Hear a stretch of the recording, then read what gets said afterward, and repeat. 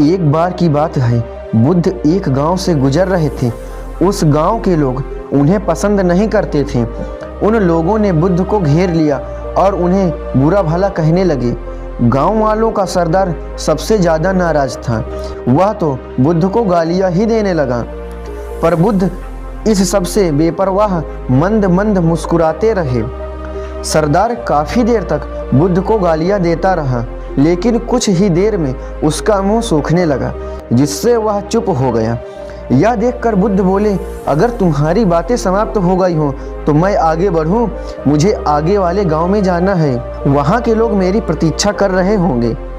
यह देखकर गांव का एक व्यक्ति बोला, हम लोग तुम्हारा अपमान कर रहे हैं, तुम्हें गालियां दे रहे हैं, लेकिन तुम इसका जवाब देने के बजाय मुस्कुरा रहे हो। तुम इसकी प्रतिक्रिया क्यों नहीं देते?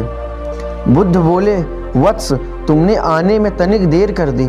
यदि तुम 10 वर्ष पहले आए होते तो मज़ा आ जाता, क्योंकि 10 वर्ष पहले मैं भी तुम्हारी तरह था। अगर तुम उस समय मुझे बुरा भला कहते, गालियां देते, तो मैं भी क्रोधित हो जाता। मैं तुम्हें इससे भी अधिक गालियां देता, हो सकता है हाथापाई पर भी उतर आता।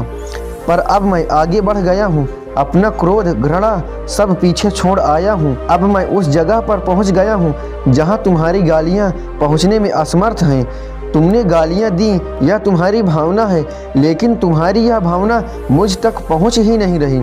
मैं इससे आवेशित तभी होऊंगा जब मैं इसमें भागीदार हो जाऊंगा, जब मैं इन्हें स्वीकार कर लूँगा। लेकिन मैं तो तुम्हारी इस क्रिया से निरपेक्ष हूँ, इससे बहुत दूर हूँ, इसलिए मैं अब भी पहले की तरह शांत हूँ। यह सुनकर सरदार बोला, अरे ऐसे कैसे? मैंने तो तुम्हें गालियाँ दी हैं और वो पूरे गांव वालों के सामने दी हैं। फिर उसे लेने या न लेने का क्या मतलब है? बुद्ध बोले, वत्स, कल मैं एक गांव में गया था। वहाँ के लोगों ने मेरा प्रवचन सुना, वे बहुत प्रसन्न हुए। गांव का मुखिया मेरे लिए मिठाई लेकर आया और उसे खाने का आग्रह करने लगा। मैंने कहा कि मेरा पेट भरा हुआ है, इसलिए मैं इसे ग्रहण नहीं कर सकता। यह सुनकर वह व्यक्ति मिठाई वापस लेकर चला गया, क्योंकि जब तक मैं कोई चीज़ लूँगा ही नहीं तो कोई मुझे कैसे दे पाएगा? इसमें तो मेरी सहमति आवश्यक है ना। हाँ, ये तो है। एक व्यक्ति ने बुद्ध का समर्थन किया। बुद्ध ने पुनः प्रश्न पूछा, जब मैंने मिठाई लेने से मना कर दिया तो उन लोगों ने उसका क्या किया होगा?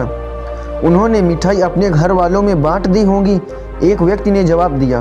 बुद्ध ने कहा, ठीक कहा तुमने। उस मिठाई की तरह ही तुम मेरे लिए गालियां लेकर आए हो और चाहते हो कि मैं इन्हें ग्रहण कर लूं, पर भाई मैं इन्हें ले नहीं पाऊंगा। अब बताओ तुम इनका क्या करोगे? उस व्यक्ति के पास इसका कोई जवाब नहीं था। बुद्ध पुनः बोले, मुझे तुम पर दया आती है वत्स। अरे, क्रोध तो मुझे तब आएगा जब मैं ये गालियाँ ले लूँगा, और जब मैं गालियाँ लेता ही नहीं तो क्रोध का सवाल ही नहीं उठता।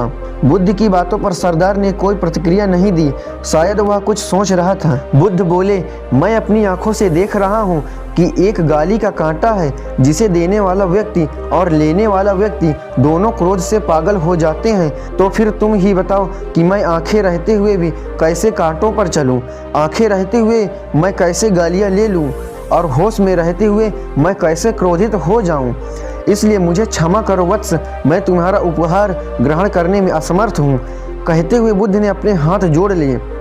बुद्ध की बातें सुनकर सरदार लज्जित हो गया, उसकी आंखें छलछला आई। उसने कुछ कहना चाहा, पर उसके होठों ने जवाब दिया, और जब उससे रहा नहीं गया तो वह बुद्ध के चरणों में गिर पड़ा।